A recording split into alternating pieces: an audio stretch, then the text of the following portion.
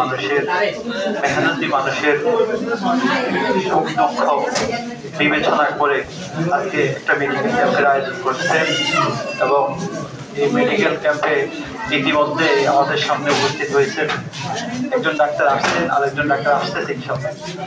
আজকে আপনাদের সামনে আমাদের হয়তো যদি আমাদের ভাগ্য ভালো থাকে আমাদের এমপি প্রার্থী ডক্টর রেজাউল করিম ভাই আসবেন। আসলে আপনারা জানেন বাংলাদেশ জামাত ইসলামী তারা এই জমিনে আল্লাহর আইনকে প্রতিষ্ঠা করার লক্ষ্যে, আল্লাহর দ্বীনকে প্রতিষ্ঠা করার লক্ষ্যে সামনে যে নির্বাচন, এই নির্বাচনে তারা ইসলামকে প্রতিষ্ঠা করার লক্ষ্যে তারা কাজ করতেছে। তো আমরা দীর্ঘদিন আমরা দেখেছি এই জমিনে ব্যক্তির আইন প্রতিষ্ঠা হয়েছিল, কিন্তু আল্লাহর আইন কখনো প্রতিষ্ঠা হয় নাই। আল্লাহর আইনকে প্রতিষ্ঠা করার লক্ষ্যে আপনারা সবাই ঐক্যবদ্ধ আছেন তো?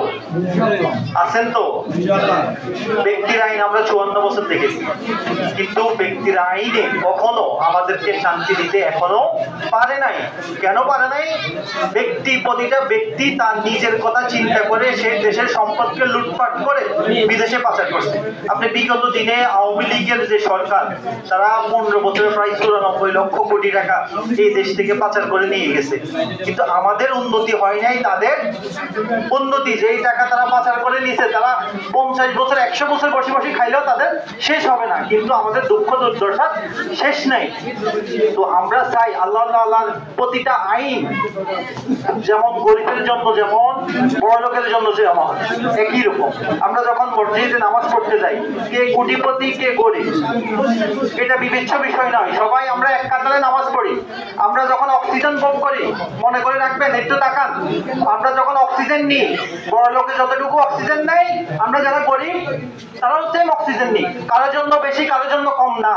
আল্লাহর আইন যদি এই জমিনে প্রতিষ্ঠা হয়, গরিবের জন্য যতটুকু আপনার জন্য ততটুকু। ডক্টর রেজাউল করিম ভাই আমাদের এমপি প্রার্থী, আপনি চিন্তা করে দেখেন, আমরা কিন্তু 54 বছরে এই আসনে কখনো ডক্টর পাই নাই। ডক্টর বুঝছেন কিনা? একটা লোক সর্বোচ্চ শিখরে পৌঁছার পর, সর্বোচ্চ ডিগ্রি লাভ করার পর সে ডক্টর হয়। একজন ডক্টর কত কষ্টের পরে হয়, কত পরিশ্রমের পরে হয়, কত মেধাবী লোক ডক্টর হয়। মেধাবী ছাড়া এই জমিনে এই 3 আসনে আমাদের উন্নতি করা সম্ভব না। তাহলে আমরা যে এমপি প্রার্থী পাইছি আমাদের আসলে কপাল খুবই ভালো। উনি শুধু যে জেনারেল লাইনে ডক্টর তাও না, উনি কোরআন এবং হাদিস সকল বিভাগে উনি আলহামদুলিল্লাহ, সব বিভাগে উনি আলহামদুলিল্লাহ উনি বিশেষজ্ঞ। আমরা চাই উনি আল্লাহর কোরআনের যে বিধান আছে এই বিধানটা এই জমিনে 3 আসনে ইনশাল্লাহ প্রতিষ্ঠা করবে।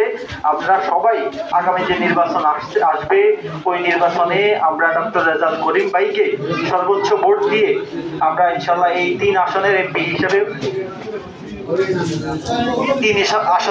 হিসেবে আমরা ওনাকে